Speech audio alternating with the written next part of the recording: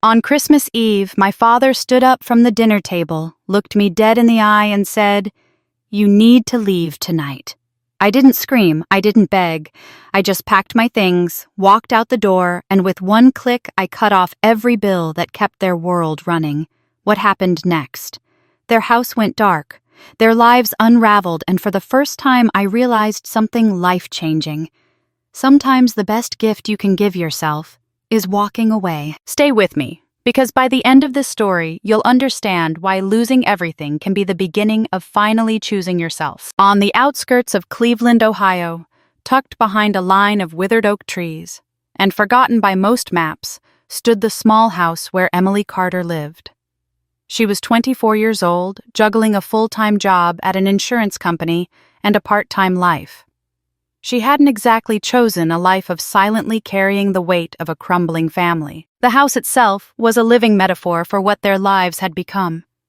Faded white paint peeling from the siding gutters, clogged with last fall's leaves, and a mailbox that leaned to one side like it had long given up hope. Inside, the air always felt just a little too cold, no matter how high the thermostat was set. Maybe it wasn't the heater that was broken. Maybe it was the people. Emily lived there with her parents, Frank and Susan Carter, and her younger brother Ryan, who had just turned 17. Frank used to work in construction before the layoffs 3 years ago, and he never really found his footing again. Susan worked part-time as a library assistant at the local high school, her paycheck barely covering groceries. When their income dried up, so did their warmth, their laughter, and any remaining tenderness that once made the place a home. It was Emily who kept the lights on, literally. She paid the electricity, the water, the internet bills. She bought the groceries, the laundry detergent, the new water heater. When the old one sputtered its last breath last winter. If a pipe burst or the Wi-Fi went down, it wasn't Frank or Susan who picked up the phone. It was Emily. She became, without ceremony or thanks, the invisible scaffolding holding the family upright. Yet, despite carrying the weight, she was invisible when it mattered. There were no thank yous, no acknowledgments, no shared smiles across the dinner table, only cold glances, passive-aggressive sighs, and an overwhelming sense that she was tolerated, not loved. Still, she stayed. Maybe it was loyalty. Maybe it was hope. Maybe it was the stubborn belief that family meant something, even when it hurt. In her mind, she replayed conversations with friends who urged her to leave to build her own life. Chloe Ramirez, her closest friend from work, had once said, over a late-night coffee, "Emily, you're not their daughter. You're their ATM with a pulse." Emily had laughed it off then. She thought Chloe was being dramatic. But somewhere deep down, the words had rooted themselves inside her, growing quietly. The atmosphere at home had changed so gradually over the years that Emily barely noticed when warmth turned to ice. At first, it was Frank's quick temper snapping over small things. Untidy shoes by the door. The wrong coffee brand in the pantry. Then Susan's silence, heavy and suffocating, filled the spaces where encouragement used to live. Ryan, too young to fix anything, tried to stay invisible in the background. Headphones always around his neck, homework always his excuse to escape to his room. The house had become a place of survival, not living. Every evening, Emily would park her battered sedan, bought with her own overtime pay at the curb, and sit for a moment, bracing herself before stepping inside. She'd stare at the dim porch light flickering like a weak heartbeat and wonder, is tonight the night something snaps? Still, Emily clung to the idea that she was doing the right thing. She told herself that families had rough patches, that it would get better, that her sacrifices would mean something someday, that love, even cold and cracked, was still love. Christmas was supposed to be different. She had convinced herself that the holidays would stir some long-forgotten sense of gratitude in her parents, that they would sit around the tree, exchange small gifts, maybe even share a meal without the tension that usually strangled the air. Hope, it seemed, had a cruel sense of humor. That Christmas Eve, Emily worked a late shift at the office, drowning in a sea of last-minute insurance claims. She wore her thick navy coat home, the faint scent of coffee from the break room still clinging to her sleeves. Snow threatened to fall but never quite made it, leaving the world damp and gray. She gripped a small bag with a pie she had bought on her lunch break, an offering she thought for a family who never asked for one. When she pulled into the driveway, the house loomed in the dark, its windows blank and unwelcoming. She took a breath, forced a smile, and stepped inside. The Christmas tree stood limp in the corner, adorned with string lights from 3 years ago, half of which had already gone dark. A sad pile of presents, mostly grocery store gift cards Emily had bought herself, sat underneath. Susan was at the stove, sliding a tray of canned ham onto a chipped serving plate. Frank was already seated at the head of the table, swirling a glass of cheap wine, his eyes distant and heavy. Ryan looked up from his seat and gave Emily a small smile, the only flicker of warmth in the room. They sat in silence, the clink of cutlery, and the scratchy strains of an old Christmas song from the kitchen radio. The only sounds that filled the space. Emily passed the mashed potatoes to Ryan, who muttered a soft thanks. His voice cracking in the stillness, Emily opened her mouth to say something, anything to break the ice, but before she could, Frank's knife clattered sharply against his plate, slicing through the fragile quiet.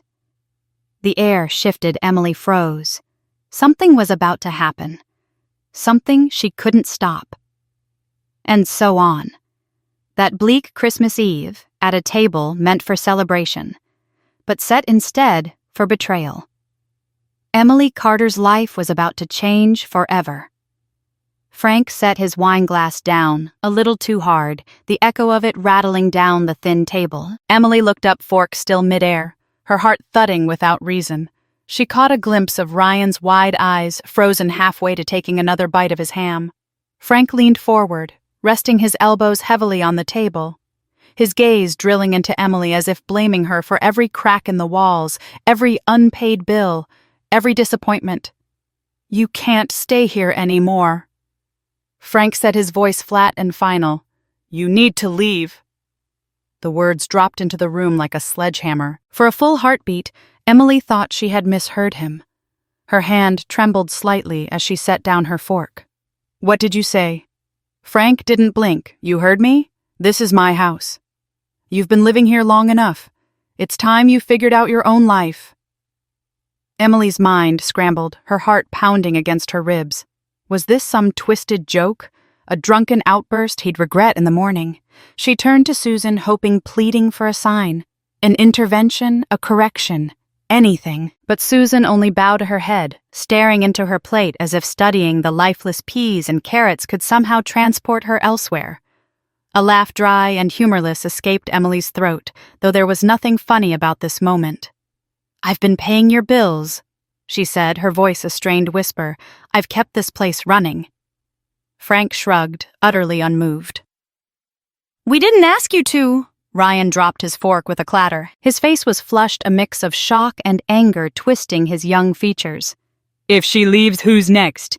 he choked out, voice cracking. "Me." Frank ignored him, taking a long, slow sip of wine as if savoring his newfound authority. Something deep inside Emily cracked, not from heartbreak, but from clarity. For years, she had clung to the fantasy that family meant unconditional love. That if she stayed, if she helped enough, they would see her, value her, love her. But here, it was naked and undeniable. She was a convenience. A wallet, nothing more. A chilling calm settled over her, steadying her hands even as her soul screamed inside. She would not beg, she would not cry. If they wanted her gone, they would see exactly what it meant to lose her. Emily pushed back her chair quietly, the legs scraping against the worn linoleum. She stood adjusting her jacket as if brushing off the last traces of whatever love she once believed lived within these walls. Across the table, Ryan's eyes were wide and shining with unshed tears. Emily forced a small, steady smile toward him, her anchor in this collapsing world. "It's okay," she said softly, as much to herself as to him. "It's okay." Frank smirked, mistaking her composure for defeat. Susan still hadn't looked up. Emily gathered her plate, a half-eaten, half-hearted meal, and carried it to the sink. The kitchen felt smaller tonight, the air heavier. She paused for a moment at the counter, taking in the chipped counters, the flickering overhead light, the fake snow spray still clinging to the corners of the window. This was never really my home, she thought. It was just a place I tried to make livable. Without another word, she turned and left the kitchen. Her footsteps on the stairs were deliberate, final. Each step felt like another cord snapping free from years of silent captivity. In her room, she closed the door behind her with a soft click, shutting out the muted sounds of silverware clinking downstairs. No one had followed her. No one had called her name. Good. She reached for the old suitcase shoved under her bed, the same one she had packed years ago when she first dreamed of leaving for college, before life dragged her back here. As she folded clothes with mechanical precision, there was no room for regret. She had given them every chance. She had stayed longer than anyone would have expected.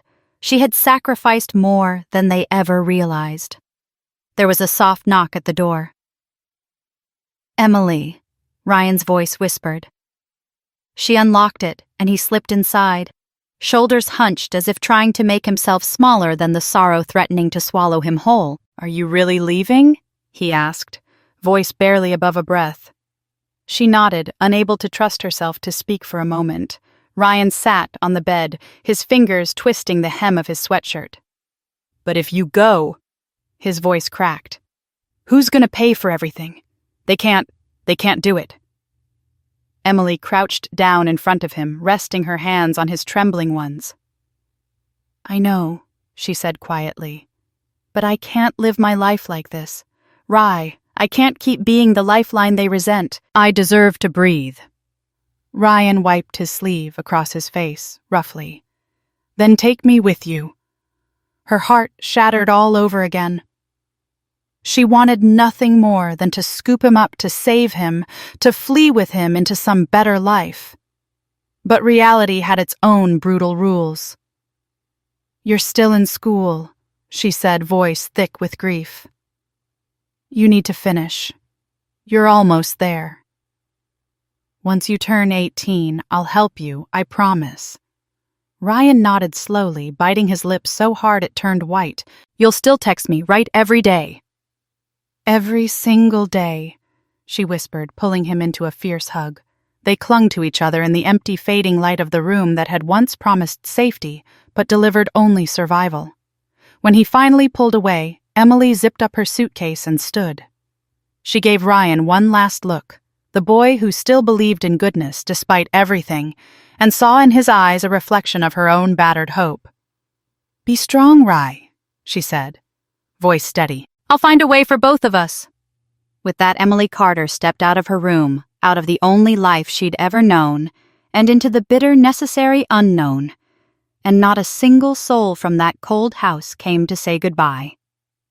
The cold air outside slapped against Emily's face as she dragged her suitcase across the cracked sidewalk. Her hands trembled slightly, not from the December chill, but from the rawness of everything she was leaving behind.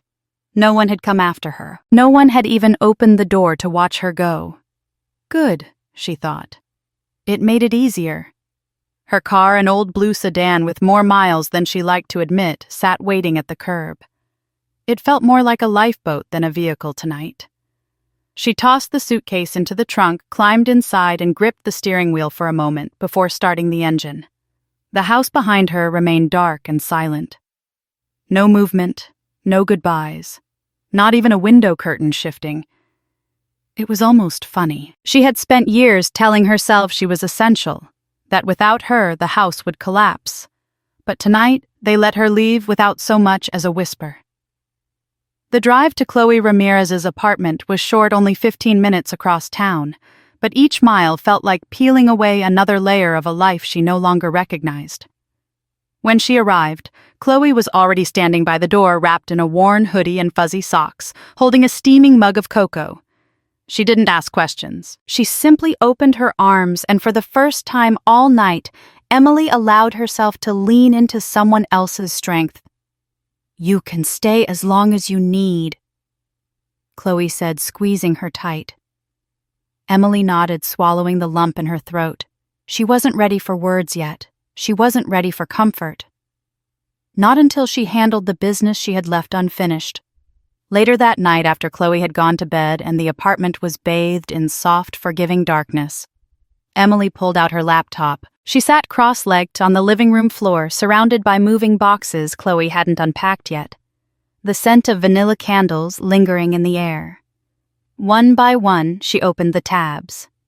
Electric company, water utility, internet provider, credit card portal. Each login was muscle memory. She had paid these bills so many times, it felt more automatic than brushing her teeth.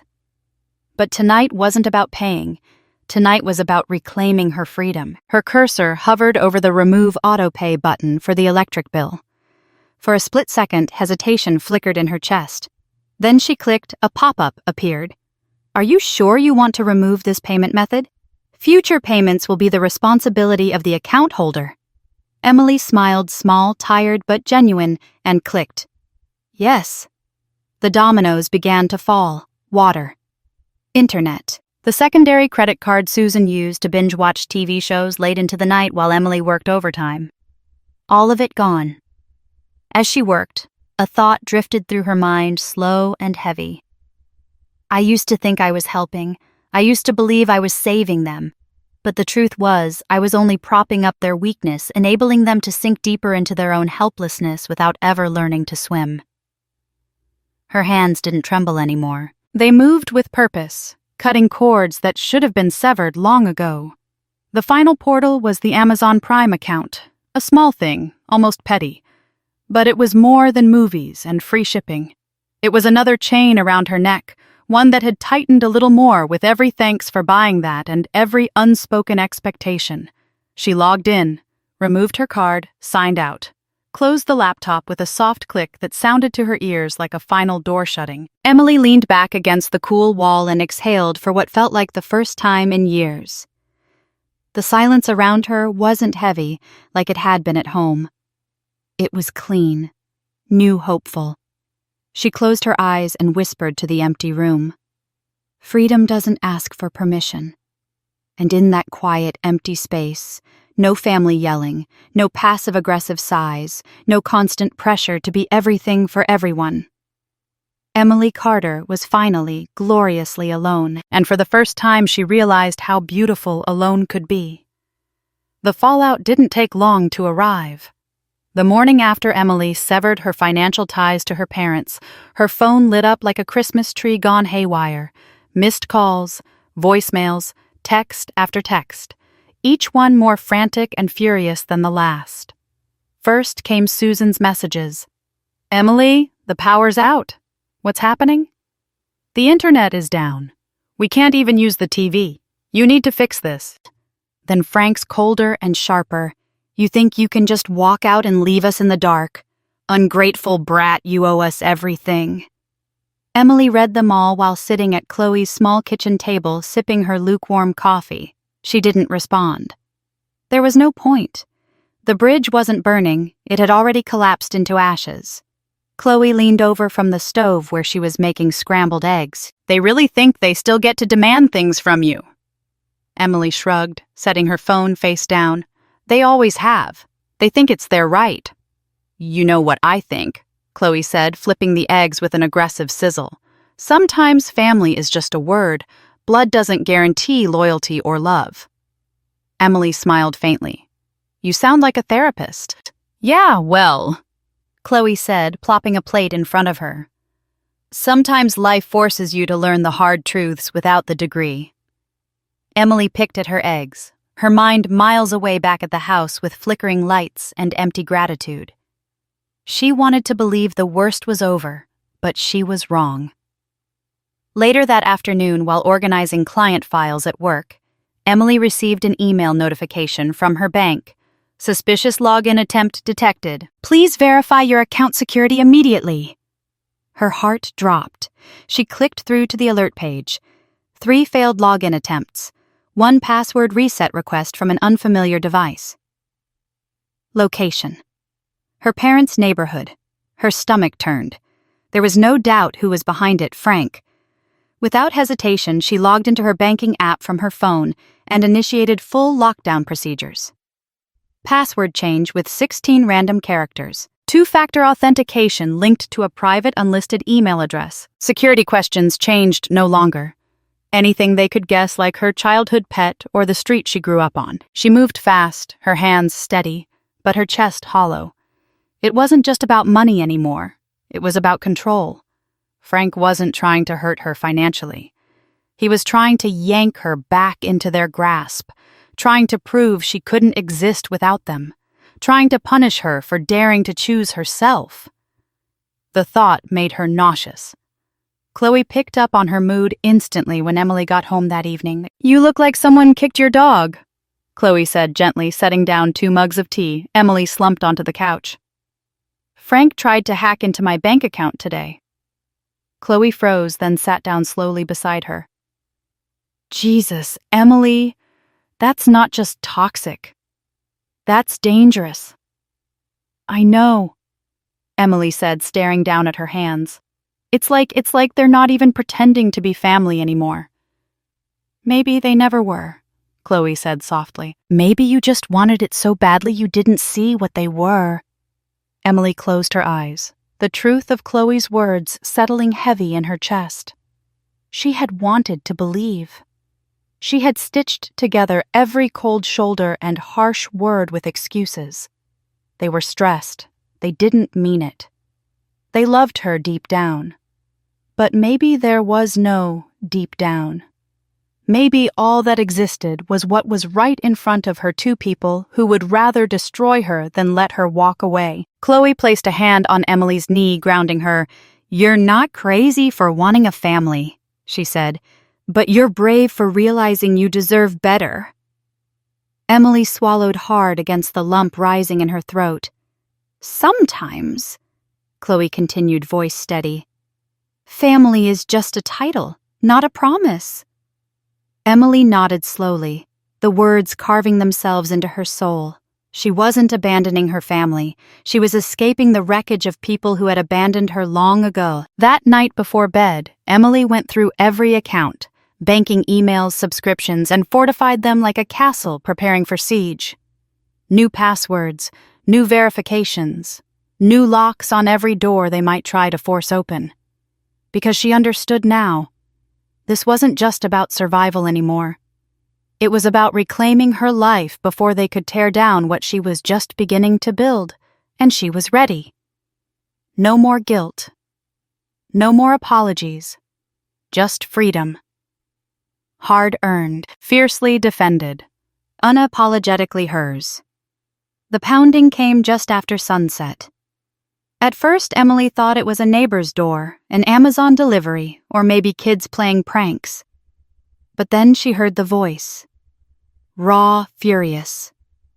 Too familiar to mistake. "Emily, open this damn door." A fist slammed against the wood, rattling it in its frame. Chloe rushed out from the kitchen, her eyes wide, holding a wooden spoon like it was a weapon. "Who the hell—" she started. But Emily was already moving, her heart pounding but her mind calm. She peered through the peephole. There he was. Frank Carter. Standing outside Chloe's small apartment, hair disheveled, face red with rage. Fists hammering again and again against the door.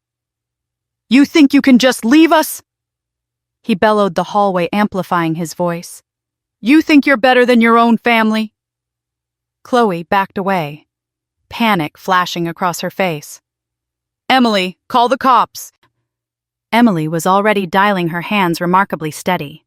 911. "What's your emergency?" The dispatcher answered, voice calm and precise. "My name is Emily Carter," she said, her own voice astonishingly even.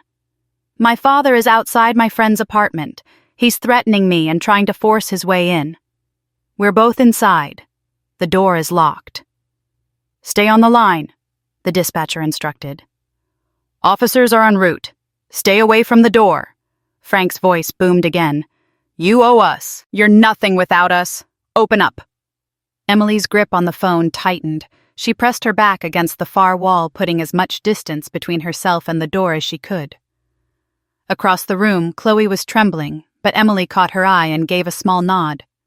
"It's okay," her expression said. "We're okay." The sirens came faster than Emily expected, their high-pitched wail slicing through the night air. The flashing red and blue lights danced through the tiny living room window. There was a sudden silence outside, then a heavy knock, firmer but controlled. "Police, open up!" Emily moved cautiously to the door, confirming through the peephole it wasn't another trick, then unlocked it. 2 uniformed officers stood there, hands resting on their belts, assessing the situation with cool efficiency. Frank stood off to the side, now chest-heaving, fists still clenched at his sides. "He's been trying to break in," Emily said, stepping back so the officers could enter. One officer turned to Frank. "Sir, you need to leave the premises immediately. You're disturbing the peace and making threats. If you don't comply, we will place you under arrest." Frank's face twisted into something ugly, something almost unrecognizable. "She's my daughter," he shouted. "I have a right to talk to her." The officer's voice remained level. "Not like this, you don't." Frank took a step forward, pointing a shaking finger at Emily. "You betrayed your family after everything we did for you." Emily felt her hands clench into fists at her sides, not in fear, but in something cleaner, stronger. "I'm not a traitor," she said, her voice ringing clear across the small apartment. "I'm just done being a hostage." Frank lunged an instinctive, desperate move. The officers moved faster. In seconds, he was pinned against the wall, hands twisted behind his back. The click of the handcuffs echoed like a gavel falling in a courtroom. "You're making a mistake!" Frank roared. "She's blood! She can't do this to us!"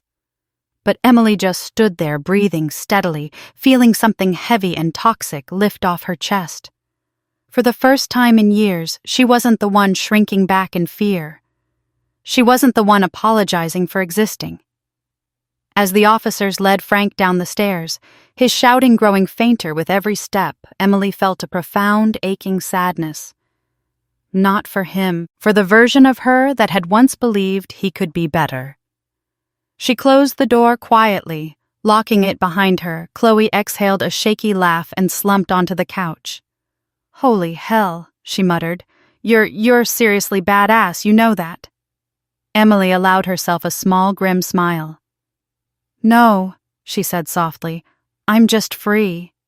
In the silence that followed, she realized something else. Freedom didn't always come wrapped in banners and fireworks. Sometimes it came on a quiet night in a borrowed apartment with a locked door between you and the past. And that was enough. For the first time in her life, Emily Carter wasn't someone's daughter, first, or someone's safety net, or someone's lifeline. She was simply finally herself. It started with a text from Ryan. "Your car's gone. Em, it's parked outside the house. I'm sure it's yours." Emily blinked at the message, rereading it twice, her heart sinking. Her car. The battered blue sedan she had parked safely outside Chloe's apartment shouldn't have been anywhere near her parents' house. She called Ryan immediately. His voice was tight with nerves. "I swear it's yours," he said. "Same plates, and I saw Mom coming out of it with groceries." Emily's blood ran cold. She checked her bag. Her set of car keys was still there, which meant they had made a copy. At some point before she moved out, before she drew the final line, they had copied her key. She grabbed her coat and told Chloe she needed to go. Not alone, though. This time she called the police and requested a civil standby. No confrontations, she told herself in the car. No arguments, just facts. When she pulled into the familiar cracked driveway, the sight of her car sitting there so casually, so wrong, made her fists clench around the steering wheel. An officer met her at the curb, clipboard in hand. "Ready?" he asked kindly. Emily nodded. They walked up to the front door together. The house looked smaller now, more worn. She wondered if it had always looked like this, and she just refused to see it. Susan opened the door after the first knock. For a moment, she didn't react, like she wasn't surprised, like she expected this. "Emily," she said coolly. No hello, no apology, just her name like an inconvenience. "You took my car?" Emily said, her voice calm but unyielding. Susan shrugged, stepping aside. It was just sitting there. You weren't using it. Emily's mouth fell open in disbelief. It's not public property, Mom.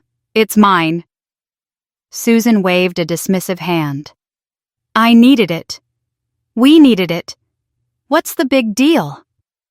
Emily stepped inside cautiously, the officer close behind. Her gaze swept the living room. Things looked different.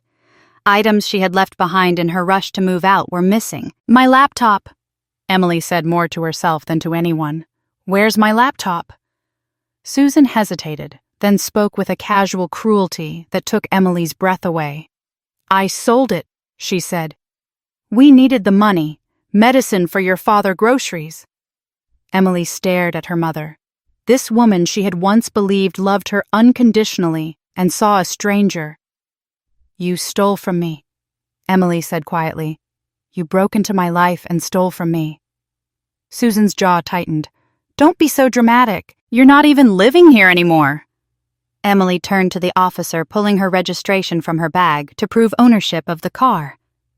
And the laptop, she said, voice hardening, was bought under my name, with my money. The officer nodded. We'll document it all. If you wish to file charges, we'll assist you. Susan's face paled. For the first time, a flicker of fear broke through her carefully indifferent mask.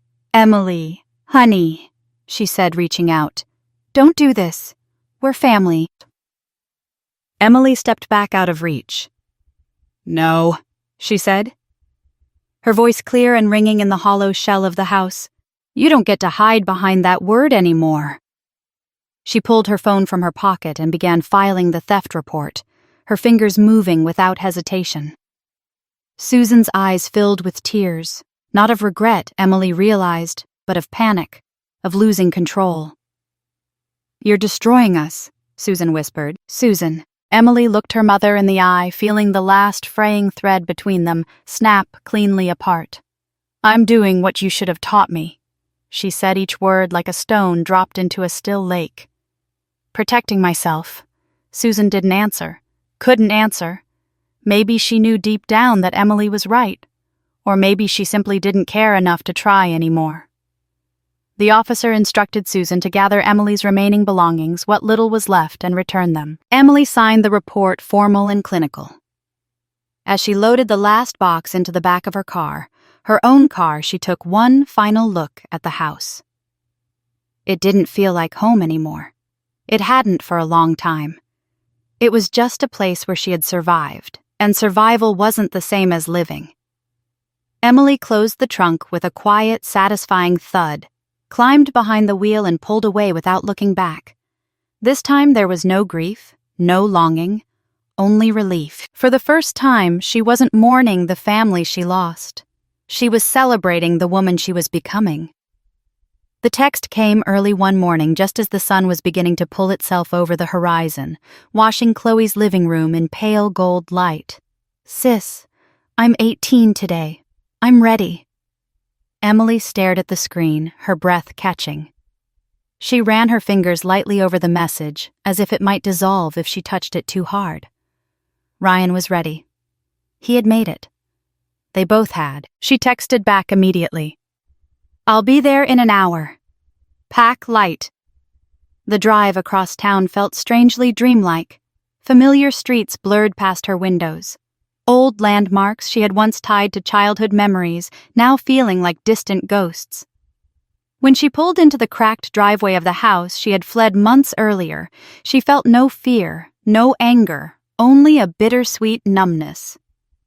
Ryan was waiting on the porch, a single black backpack slung over his shoulder. He looked older, somehow more sure of himself, but there was a sadness in his eyes that Emily recognized too well. No one else came to the door. No one shouted after him.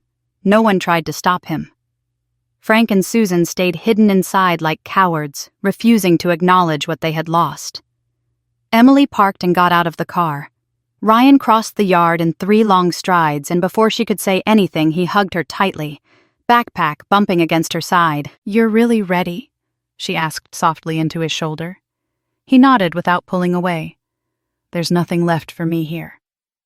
She squeezed him once more, before letting go, brushing a hand over his hair like she used to when he was little. They didn't need words. The silence between them said it all.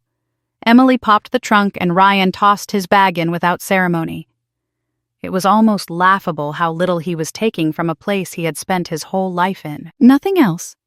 she asked, only half serious. Ryan gave a crooked smile. "The rest isn't worth bringing." As they drove away, neither of them looked back. The house grew smaller and smaller in the rearview mirror, swallowed by distance and time, and Emily knew deep in her chest that they weren't just leaving a place behind. They were leaving behind a version of themselves that had been too scared to hope for better. Later that afternoon, Emily helped Ryan move into the dorms at the local community college, the same one she had once dreamed of attending before life had tangled her up. The dorm room was small but clean, the walls still blank. The bed creaking under Ryan's weight as he flopped onto it with a satisfied sigh. Emily watched him quietly as he set his few belongings down. A tattered notebook, a couple of books. A small worn photo of the two of them from when Emily graduated high school, arms wrapped around each other, faces shining with possibility. It wasn't much, but it was enough. "You sure you're gonna be okay?" Emily asked, leaning against the doorframe. Ryan grinned, a little lopsided, a little shaky. "I have a real bed, my own key, and no one yelling at me for existing." "Yeah, I think I'm gonna be just fine." Emily laughed, blinking quickly to clear the tears stinging her eyes. "You're stronger than you think, Rye. You taught me," he said simply. That evening, after the moving and paperwork and a cheap but satisfying dinner at a nearby noodle shop, they found themselves sitting by the riverbank. The water flowed steadily under the fading orange of the setting sun, the wind tugging playfully at their jackets. For a long time they just sat there in comfortable silence, listening to the world breathe. Finally, Ryan spoke, his voice low and certain. "You know we don't need them to tell us who we are?" Emily turned toward him, the sunset painting his face in soft golden lines. "We don't need anyone." He continued, more to himself than to her. "Not to love us, not to define us, not to make us feel worthy." Emily felt something shift inside her, a final, gentle breaking away from the chains that had held her for so long. She reached over and squeezed his hand. "We get to decide that for ourselves now," she said. "No more waiting, no more proving. We are enough." Ryan smiled, a real, unburdened smile, and for the first time Emily saw not the boy she had tried so hard to protect, but the man he was becoming. They sat there until the sky turned navy, and the first stars began to blink awake. Two kids who had lost a family but gained something better, freedom, each other, and the unbreakable knowledge that their worth was not a debt they owed anyone. It was something they had carried inside them all along. The news came through a mutual acquaintance, a distant cousin Emily barely remembered from childhood. Frank and Susan had lost the house. Unpaid bills, eviction notices ignored, utilities cut off. Eventually, the bank had reclaimed what was no longer theirs to keep. Now they were living in a run-down apartment complex on the east side of the city in a neighborhood known more for its police sirens than its streetlights. It was a place where hope flickered and died on broken concrete sidewalks, where survival was the only currency left. Emily listened to the news without feeling much of anything. Not joy, not pity, just a quiet certainty that some endings write themselves. They had chosen this. They had chosen pride over love, control over connection. They had chosen to tear down their own house brick by brick until there was nothing left standing. And Emily, she had chosen something different. Life wasn't perfect, but it was hers now. She found a cozy apartment near her office, a small second-floor walk-up with sunlight that streamed through the kitchen window in the mornings, and a tiny balcony where she could sip coffee and dream without interruption. She adopted a scrappy little rescue dog named Max, who barked at delivery trucks and curled up by her feet every night like he was guarding the pieces of her heart she was still stitching back together. Ryan flourished at the community college. He joined the debate team, took on a part-time job at a bookstore, and made friends who didn't know him as the boy from the broken house, but simply as Ryan Carter. Smart, kind, stubbornly resilient. On weekends, they met for coffee or late lunches, swapping stories and inside jokes. Sometimes they barely talked at all, content just to exist in the same space, breathing the same free air. There were hard days, of course, nights when the past knocked a little too loudly on the door of her mind, days when guilt and anger tried to creep back in like unwelcome guests. But each time Emily reminded herself, she wasn't the girl who stayed behind anymore. She wasn't the crutch for broken people who refused to heal.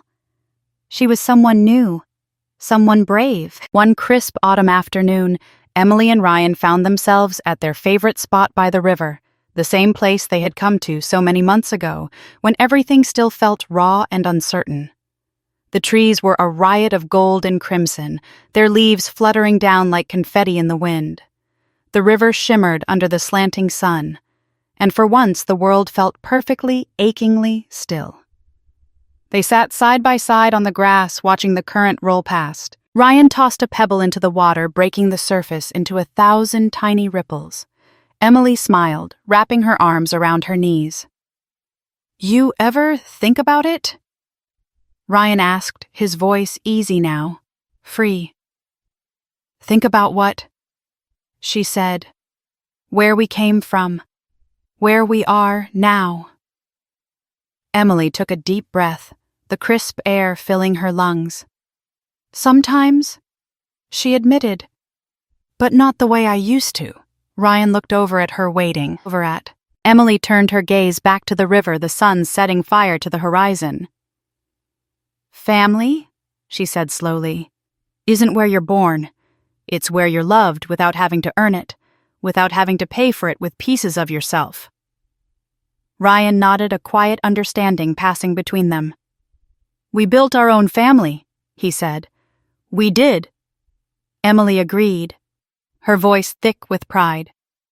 No bloodlines, no contracts, just choice, deliberate, fierce, free. As the sun dipped lower, painting the river in molten gold, Emily closed her eyes for a moment. She thought about the girl she had been, the one who stayed too long hoping for love that was never coming, the one who carried the weight of everyone else's failures on her own. Exhausted shoulders, the one who finally said enough. Happiness doesn't come from endurance, she thought. It comes from courage. The courage to choose yourself, even when it feels like leaving everything behind. When she opened her eyes again, Ryan was smiling at her calm, certain whole. And Emily smiled back. Because for the first time in her life, she wasn't surviving anymore. She was living on her own terms, with her own heart, and with the family she had chosen for herself. The past was behind them, the future was wide open, and for Emily and Ryan Carter that was more than enough.